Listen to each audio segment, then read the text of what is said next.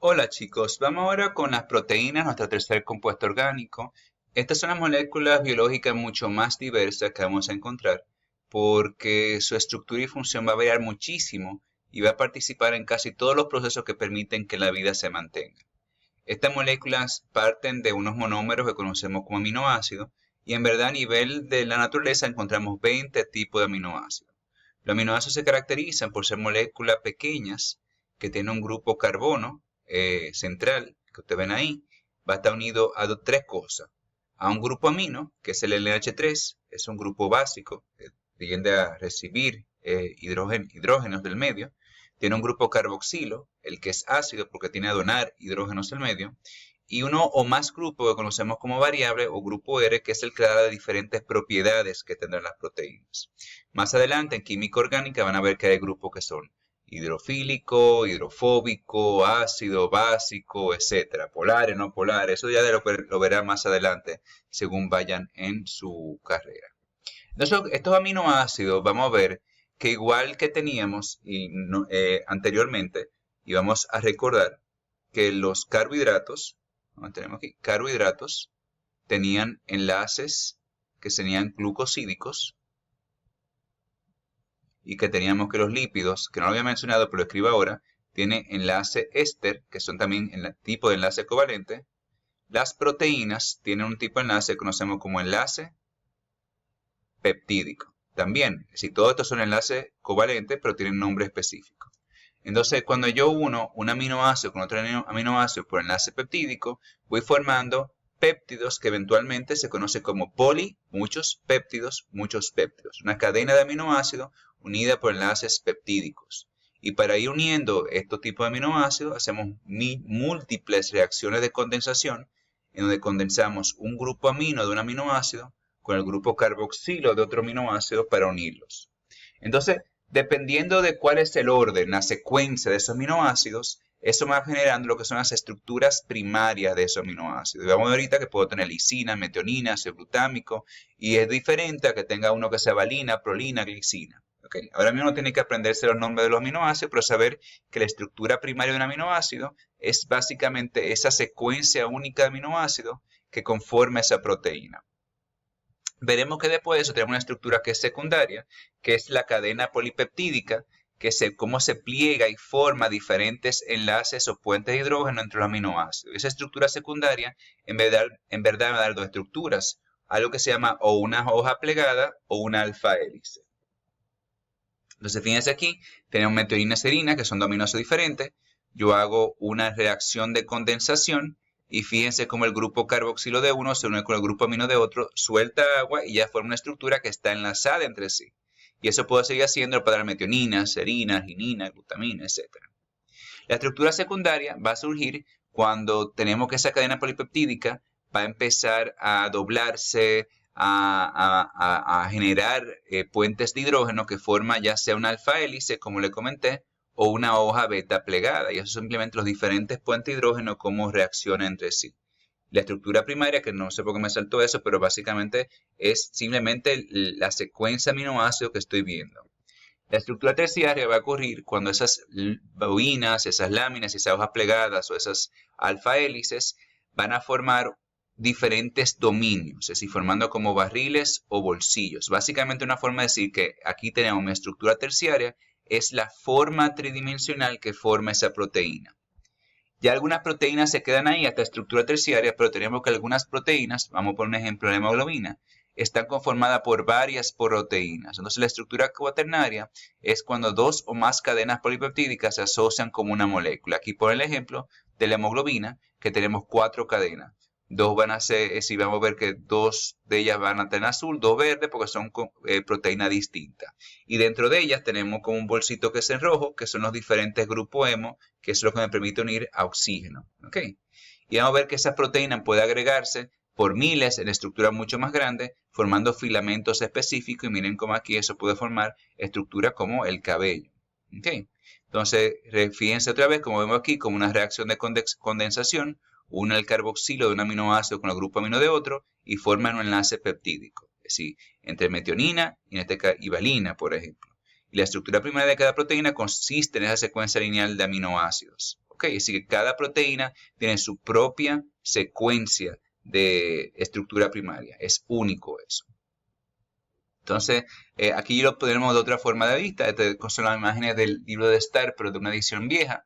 Fíjense cómo la estructura primaria es una secuencia de aminoácidos, que la estructura secundaria es mi hélice o mi hoja beta plegada por los puentes de hidrógeno, que la estructura terciaria es básicamente los diferentes dominios, láminas, movimientos que van formando ya sea barriles o bolsillos, formando una figura tridimensional. Y la cuaternaria son dos o más cadenas polipeptídicas asociándose para formar una molécula. Así que ya aquí no voy a volver a repetir todo eso después. Entonces, ¿por qué es importante esa estructura primaria, secundaria, terciaria y cuaternaria? Porque imagínense que cada proteína es como una llave. Y esa llave tiene que tener una forma específica para actuar sobre su llavín. Si yo cojo la llave y le pongo calor y lo derrito, o si yo cojo la llave y lo pongo en ácidos y se degrada, o si yo cojo esa llave y cojo un martillo y le caigo a martillazo y cambia la forma, ya esa llave no funciona. Entonces cualquier proteína que no tenga la forma correcta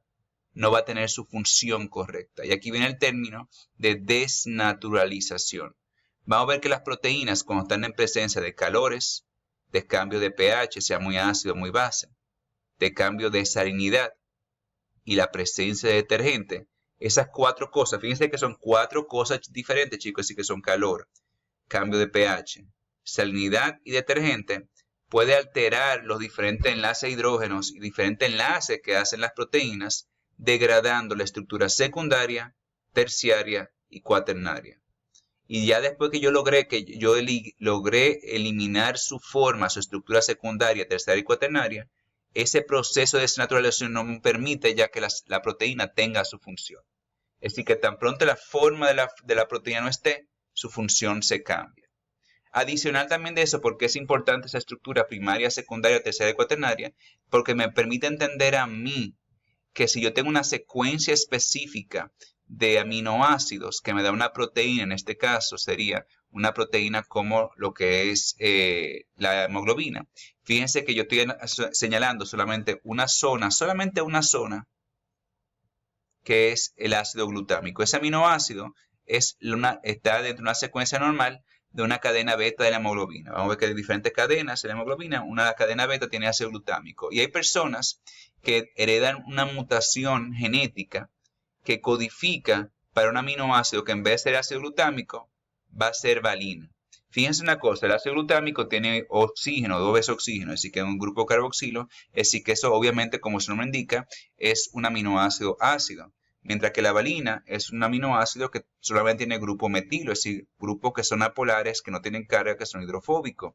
Y al sustituir ese ácido glutámico por valina, ¿qué pasa? Ya vengo de repente que me cambia cómo se comporta la proteína, porque ya la secuencia secundaria, terciaria y cuaternaria va a ser diferente. Y ahora esta hemoglobina, que conocemos como hemoglobina S, que es una proteína alterada, va a dar entonces que por ese cambio en esa proteína, el glóbulo rojo completo donde se aloja esa hemoglobina va a estar alterado, formando una célula que en vez de la normal, como la ven ahí bien redondita, es una célula que tiene forma de haz o media luna, que conocemos como una enfermedad que es anemia falciforme. Entonces, ¿por qué me causa ese problema? Ese solo aminoácido cambiando, ¿qué me está causando?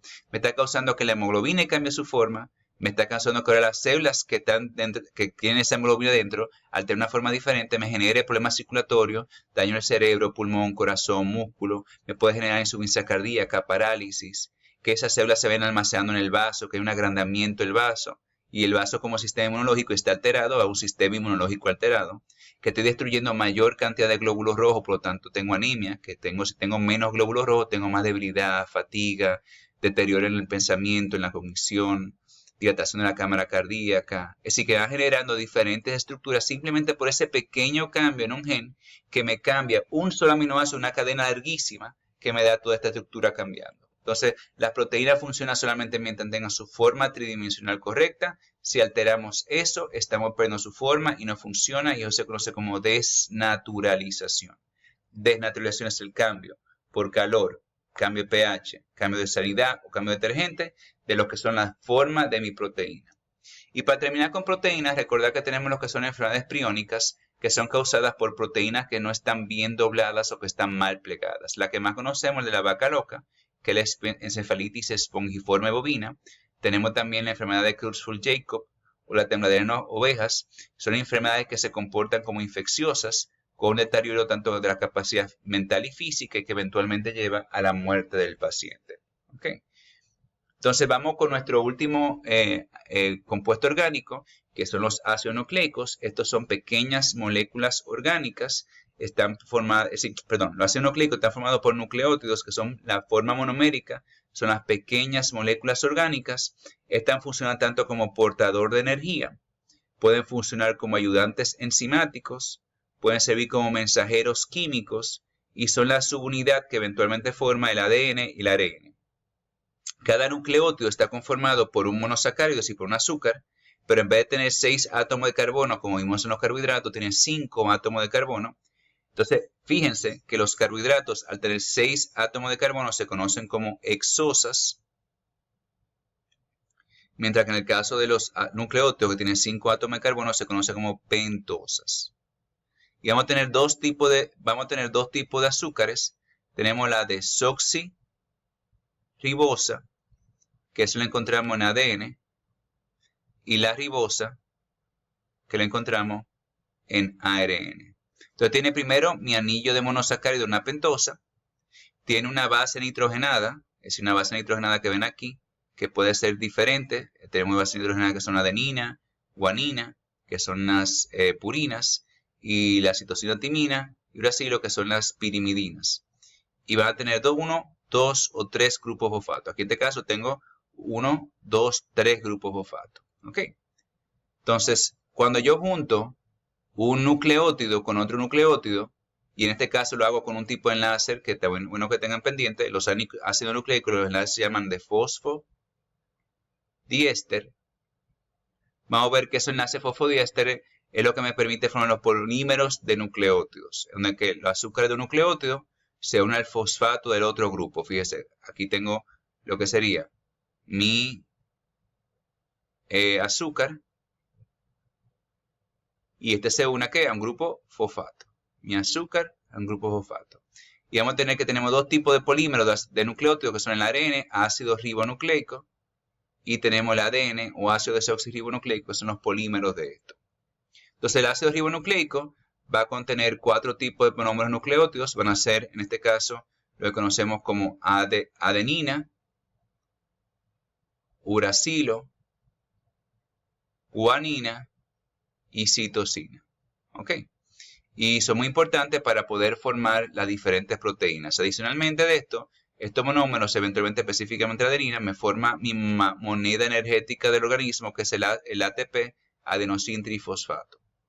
Tenemos después el ácido desoxirribonucleico, que son en este caso, en vez de una cadena, son 2 cadenas de ácido nucleico que están dobladas entre sí, unidas cada hebra. La hebra por sí, esta hebra está unida por enlace fosfodiéster, pero una hebra con la otra está unida por enlace o puente de hidrógeno. Esta va a tener como nucleótidos el adenina, timina, guanina y citosina. Estos van a contener toda la información heredada necesaria para construir el organismo y codifica el orden de las bases nucleíticas. Entonces el ADN, la célula contiene el orden de las bases de nucleótido de ADN, la secuencia de ADN para guiar la producción de ARN, y esa producción de ARN me permite la producción de proteínas.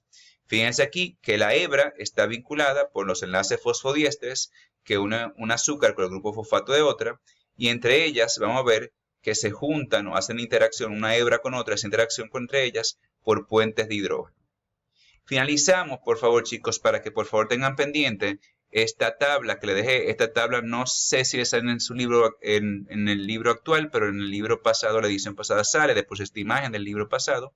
Fíjense que estamos viendo la categoría, carbohidratos, lípidos, proteína y ácidos nucleicos, sus subdivisiones, en el caso de carbohidratos, monosacárido, oligosacárido y polisacárido, en el caso de lípidos, glicéridos, fosfolípidos, ácidos, ceras y esteroides, en las proteínas, que pueden ser proteínas fibrosas o globulares, y en el ácido nucleico tenemos los adenosina-fosfato, como el ATP, nucleótidos y ácido nucleico, que forma ADN y ARN. Entonces me pone ejemplo de cada una y su función principal. Aunque no son preguntas para examen, podemos considerar algunos puntos, como si consideras que los alimentos con grasa trans, como carne roja y productos lácteos, hay peligro, deben limitar, debo de consumir diferentes grupos de edades, tienen beneficio. ¿Por qué los atletas comen comida rica en carbohidratos antes de poder rendir un ejercicio? Consideramos los efectos de deficiencia nutricional en el cuerpo, porque es tan importante una dieta equilibrada. ¿Por qué no damos solamente carbohidratos, o solamente grasa, o solo proteína? Cuando terminamos, chicos, nuestro contenido y le agradezco su tiempo.